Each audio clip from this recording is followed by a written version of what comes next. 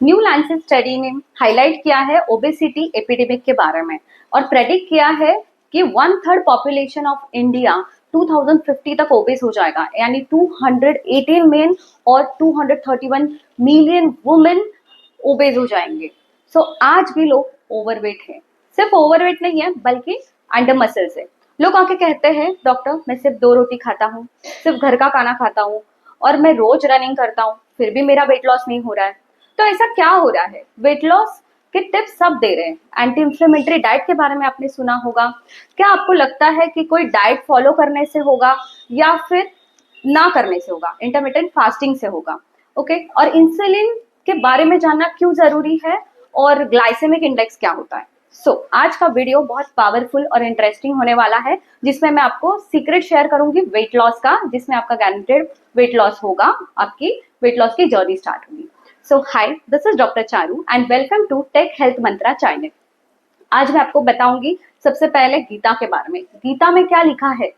भोजन पुष्टि बुद्धि और स्वाद बुद्धि से नहीं करना चाहिए, बल्कि साधन बुद्धि से करना चाहिए, और भोजन खुराक से कम लेना चाहिए। इसका मतलब टेस्ट के लिए मत खाओ, अपने टंग को पैम्पर मत करो, और हेल्थ के लिए जितना जरूरी है उतना खाना है और 20% कम खाना खाना है।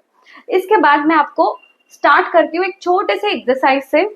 जैसे कि आपको कुछ अनहेल्दी खाने को मन किया या फिर किसी ने एक्स्ट्रा आपको फूड ऑफर किया, तो आपको ये एक्सरसाइज करनी है, ये ठीक है। और यानी जिप द लिप्स, यानी आपको नहीं खाना है और हमेशा आपके लिप्स बंद करने हैं अगर कोई खाने के लिए आपको पूछेगा तो, ठीक है। आगे बढ़ते हैं कि ये ग्लाइसेमिक इंडेक्स क्या है। ये ग्लाइसेमिक इंडेक्स क्या होता है? एक वैल्यू होती है जो मेजर करती है कि स्पेसिफिक फूड आपका ब्लड शुगर कितना बढ़ाएगा, ठीक है।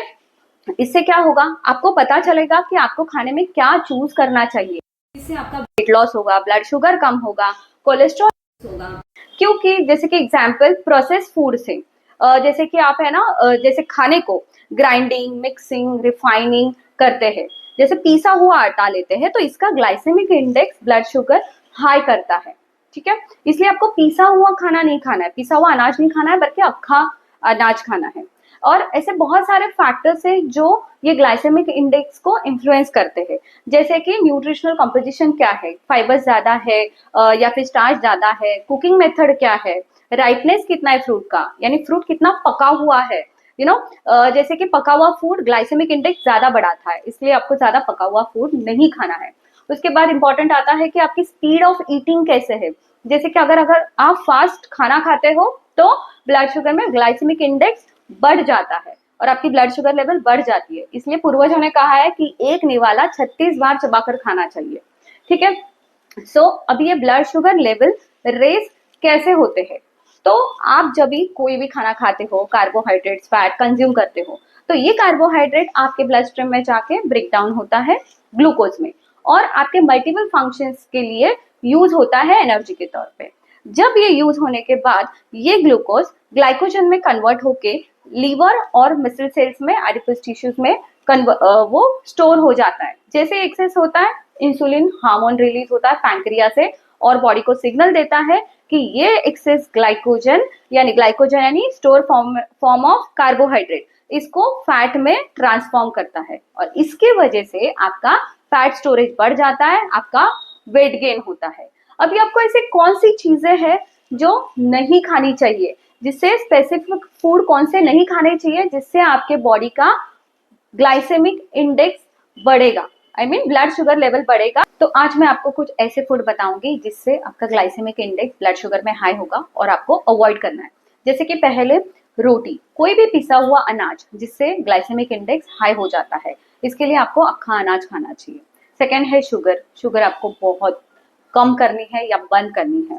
फिर आता है ऑयल, हम लोग सब मार्केट से रिफाइंड ऑयल खरीदते हैं। तो रिफाइंड ऑयल एक प्रोसेस्ड फूड है जिसके वजह से ग्लाइसेमिक इंडेक्स बढ़ता है, इसीलिए आपको रिफाइंड ऑयल रिप्लेस करना चाहिए कोल्ड कंप्रेस ऑयल से। जैसे कि आप यूज कर सकते हैं कोल्ड कंप्रेस कोकोनट ऑयल, सीसम ऑयल, मस्टर्ड ऑयल, आपके चॉइस के हिसाब से।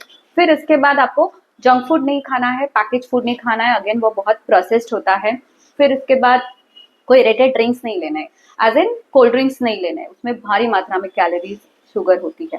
फिर इसके बाद आपको फ्राइड फूड नहीं खाना है जो आपके ट्रांस फैट में कन्वर्ट करती है। बाहर जाके आपको फ्राइड फूड नहीं खाना है, वड़ा पाव वगैरह नहीं खाना है, तो ये नहीं कि मैं घर पे बना के खाऊं, again it is a deep fried food, इसीलिए आपको ये भी अवॉइड करना है। फिर आपको 2 मील्स के बीच में गैप रखना है, बीच बीच में स्नैकिंग करके जंक फूड नहीं खाना है। फिर सॉल्ट, सॉल्ट आपको एक्स्ट्रा नहीं लेना है, जितना जरूरत है खाने में लगता है उतना ही यूज करना है। इसकी जगह आप सेंधा नमक यूज कर सकते हैं। सॉल्ट से यूजुअली वाटर रिटेंशन होता है और बॉडी में स्वेलिंग बढ़ती है और इसके वजह से इन्फ्लेमेशन बढ़ता है, इसलिए आपका वेट गेन होता है। इसके लिए आपको सॉल्ट थोड़ा कम लेना है। उसके बाद आपको अल्कोहल कम करना है, स्मोकिंग कम करना है। तो ये सारी चीजें कम करने से एटलीस्ट आप वेट गेन नहीं होगा। ओके, अभी वेट लॉस कैसे होगा, तो हम आज बात करेंगे इंटरमिटेंट फास्टिंग से। तो इंटरमिटेंट फास्टिंग एक फास्टिंग नहीं बल्कि एक स्पेसिफिक ईटिंग पैटर्न है, जिसमें आपको स्पेसिफिक खाना खाना है स्पेसिफिक टाइम पे। अभी ये तो ट्रेंड आया है, बट अपने पूर्वज पहले से ही ये फॉलो कर रहे हैं। जैसे कि सनसेट के पहले ही खाना खा लेते थे और फिर मॉर्निंग में खाना खाते थे, तो ऑलमोस्ट 16 इयर्स का वो फास्टिंग विंडो हो जाता था और ये एक हेल्दी लाइफस्टाइल मेंटेन करता था। अभी मैं आपको बताऊंगी कि वेट लॉस क्यों होता है 16 आवर्स फास्टिंग करने से। तो जब आपकी बॉडी कैलोरी सरप्लस में होती है, यानी आपके बॉडी में एक्सेस कैलोरी हो जाती है, एक्सेस ग्लूकोज हो जाता है, तो वो ग्लूकोज वो फैट में स्टोर हो जाता है और इसके लिए वेट गेन होता है।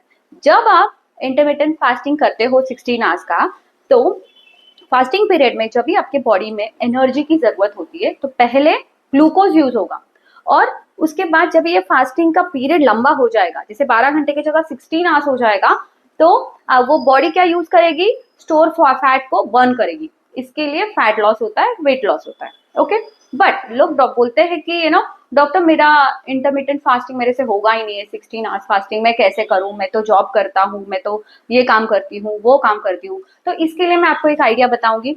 आप अगर खाना रात को 9 बजे कर रहे हो और सुबह का नाश्ता 9 बजे ले रहे हो, तो आपका 12 घंटे का पीरियड है फास्टिंग विंडो, राइट। इसका मतलब आप इसके बीच में कुछ भी नहीं खा रहे हो, ठीक है। सो अभी ये रात के 9 बजे का जो खाना है आपको धीरे धीरे पहले करना है, धीरे धीरे आपको 8 o'clock को करना है, फिर वो 7 o'clock को करना है। सेम वे ब्रेकफास्ट 9 बजे की जगह आपको धीरे धीरे 10 बजे करना है, फिर आपको ब्रेकफास्ट 11 बजे करना है। ऐसे आप ग्रेजुअली करोगे तो आप अडेप्ट हो जाओगे इस चीज से और इंटरमिटेंट फास्टिंग आप आराम से कर सकते हो। इसके बीच सबसे इंपॉर्टेंट क्या करना है, तो आपको ज्यादा से ज्यादा हाइड्रेट करना है, यानी ज्यादा से ज्यादा आपको पानी पीना है। और जब आप मॉर्निंग में उठोगे तभी एम्प्टी स्टमक आपको कोई ड्रिंक्स लेनी है, जैसे कि अल्कलाइन ड्रिंक या एंटीऑक्सीडेंट ड्रिंक। इसके वेराइटीज और ऑप्शंस मैं आपको बताती हूँ। सो मॉर्निंग में आपको खाली पेट जैसे एम्प्टी स्टमक क्या क्या ड्रिंक्स लेने चाहिए, जैसे कि लेमन वाटर लेना चाहिए। आधा लेमन आपको स्क्वीज करके वार्म वाटर में लेना है, या फिर मेथी पानी लेना है। जैसे मेथी आपको 1 चम्मच मेथी रात भर सोक करके रखनी है और वो मेथी वाटर लेना है। सेम वे जीरा वाटर ले सकते हैं, सॉफ्ट वाटर ले सकते हैं। फिर उसके बाद आप हल्दी और काले मिर्च का पानी ले सकते हो, या फिर जिंजर सिनामन वाटर ले सकते हो, आंवला जूस ले सकते हो। तो ये सबसे क्या बेनिफिट्स होंगे, तो इससे आपका मेटाबॉलिज्म बूस्ट होगा, फिर विटामिन सी रिच होता है, ये एंटी इंफ्लेमेटरी की तरह काम करेगा, आपके बॉडी की सूजन कम करेगा। फिर उसके बाद वो आपके बॉडी का पीएच बैलेंस करेगा और एसिडिटी भी रिड्यूस करेगा। फिर अभी ये सब के बीच में आपको ये बात याद रखनी है कि आपको कॉफी और टी विद शुगर नहीं लेना है। आप ज्यादा से ज्यादा ग्रीन टी ले सकते हैं अगर आपको मन करता है तो। फिर इसके बाद हम लोग आते हैं आपके first meal of the day, जो आपका होगा 11 बजे। अगर आपने रात को 7 बजे डिनर लिया है तो 16 आवर फास्टिंग के बाद आपको फर्स्ट मील लेना है। उसके पहले आप एम्प्टी स्टमक इसमें से कोई भी जो मैंने वाटर सजेस्टेड किए हैं, जो एंटीऑक्सीडेंट ड्रिंक सजेस्ट किए हैं, उसमें से आप कोई ड्रिंक ले सकते हो। और फर्स्ट मील आपका कैसे होना चाहिए, तो हाई प्रोटीन डाइट होना चाहिए, हाई फैट डाइट होना चाहिए और लो कार्ब डाइट होना चाहिए। तो इसके लिए आपको खाने में क्या क्या इंक्लूड करना है, जैसे कि स्प्राउट्स, स्प्राउट्स में आपको क्या क्या लेना होगा, तो चिकपीस लेने हैं, काला चना लेना है, मूंग लेना है, मसूर लेना है। फिर उसके बाद सारे टाइप ऑफ स्प्राउट्स आप ऐड कर सकते हो। सैलेड में क्या ले सकते हो, तो खीरा लोगे, प्याज लगे, टमाटर, ककड़ी, बीट रूट, ये सब ले सकते हो। फिर दाल ले सकते हो, सारे टाइप्स की दाल खानी है, उसको तड़का ऑयल का या घी का नहीं देना है। कौन सी दाल खा सकते हैं आप, तुर दाल खा सकते हो, मसूर दाल खा सकते हो, उड़द दाल खा सकते हो, मूंग दाल खा सकते हो, सारे टाइप के दाल खाने हैं। ठीक है, उसके बाद आपको खाना है ड्राई फ्रूट्स। ड्राई फ्रूट्स में आप क्या क्या खाओगे, बादाम, अखरोट, किशमिश, मखाना, खजूर, पिस्ताचो, कैशनट, ये सारे ड्राई फ्रूट्स आप खा सकते हो। फिर उसके बाद फिर आप ले सकते हो सीड्स, जैसे कि फ्लैक्स सीड्स होगा, चिया सीड्स होगा, सनफ्लावर सीड्स होंगे, पंपकिन सीड्स होंगे। फिर आप फ्रूट्स खा सकते हो। फ्रूट्स में यूजुअली आपको सीजनल फ्रूट खाना है, दिन में 2 फ्रूट्स खाने ही है। सीजनल फ्रूट्स यानी मार्केट में जो इजीली अवेलेबल फ्रूट है सीजन में, वो आपको खाना है।